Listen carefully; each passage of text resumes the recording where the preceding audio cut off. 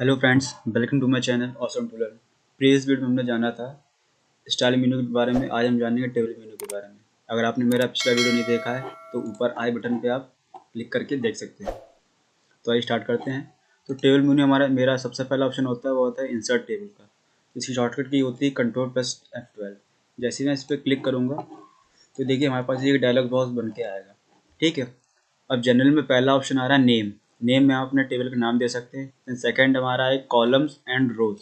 तो आपको जितने कॉलम चाहिए वो यहाँ पे इनपुट करा सकते हैं। जैसे मैं 5 कॉलम लेता हूँ और जितनी रो चाहिए उतनी इनपुट करा सकते हैं। जैसे मैं 5 रो चाहता हूँ। ठीक। देन इसके बाद नीचे आते हैं स्टाइल पे। स्टाइल पे आपको जो भी स्टाइल वगैरह चाहिए वो आप यहाँ से चूज़ कर सकते हैं इस तरीके से। ठीक। जैसे मैं ये स्टाइल चाहता हूँ देन मैं इंसर्ट करा दूँगा। ये हमारा इस तरीके से बन के आ जाएगा टेबल। देन इसके बाद टेबल में हमारा अगला ऑप्शन आता है इंसर्ट रो। ठीक।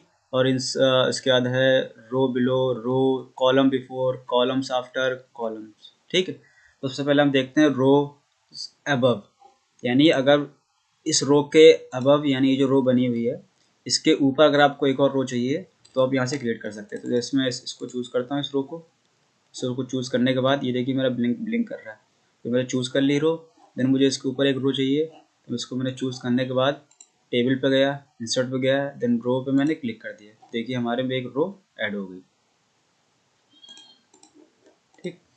इसी तरह अगर आपको एक नीचे इसके नीचे रो ऐड करनी है तो सिंपली टेबल पे जाइए, इंसर्ट पे जाइए, रो बिलो, तो एक इसके नीचे रो आ जाएगी।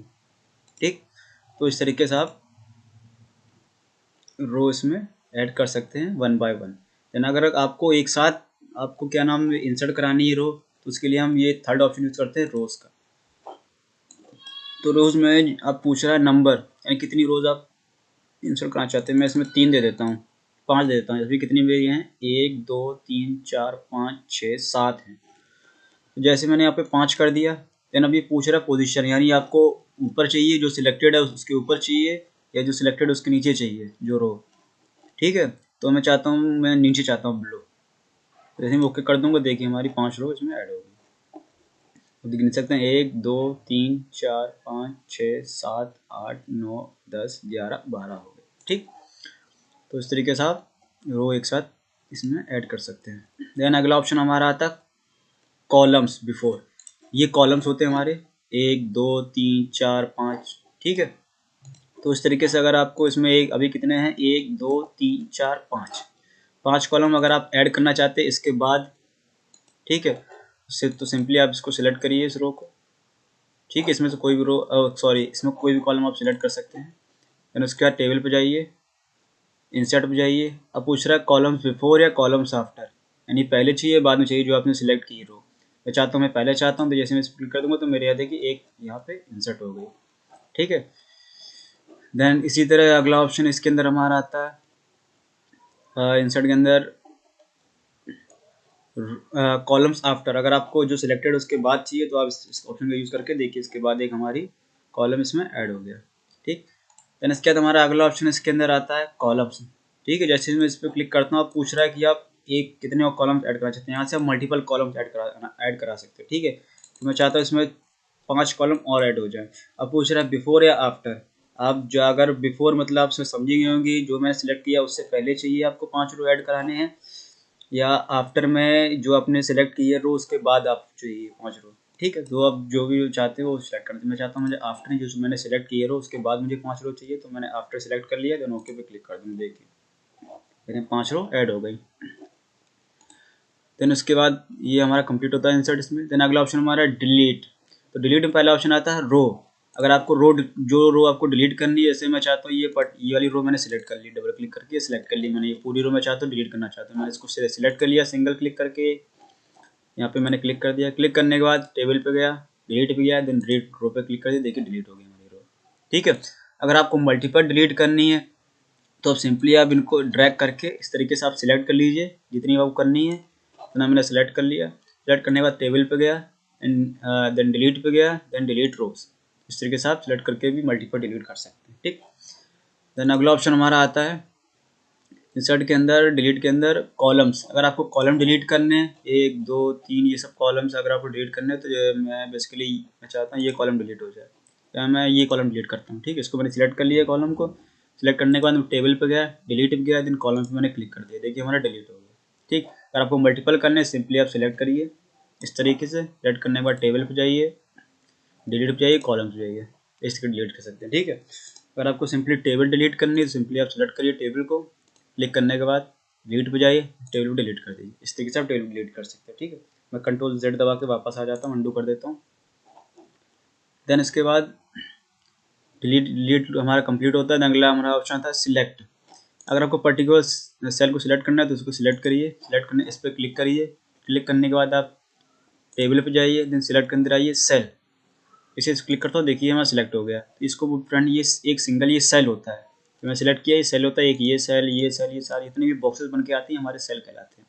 ठीक है, तो इस तरीके से आप पर्टिकुलर सेल भी सिलेक्ट कर सकते हैं। अगर आपको मल्टीपल करने तो आपको सिंपली आप ड्रैग एंड ड्रॉप करके भी सिलेक्ट कर सकते हैं, सिंगल करना चाहते हैं तो यहाँ से भी सिलेक्ट कर सकते हैं, सिलेक्ट के अंदर ये सिलेक्ट। ठीक है, अगला हमारा रो, अगर आपको रो सिलेक्ट करना मैं चाहता हूँ, मैं ये रो सिलेक्ट करना चाहता हूँ पूरी। ठीक है, तो मैंने सिंपली इस पर क्लिक कर दिया, कहीं भी क्लिक कर सकते हैं, उससे कोई वो नहीं होता है। ठीक है, आप यहाँ पर भी सिलेक्ट कर सकते हैं। जैसे मैं टेबल पे जाता हूँ, सिलेक्ट जाता हूँ, रो देखिए पूरी पूरी सिलेक्ट हो गई।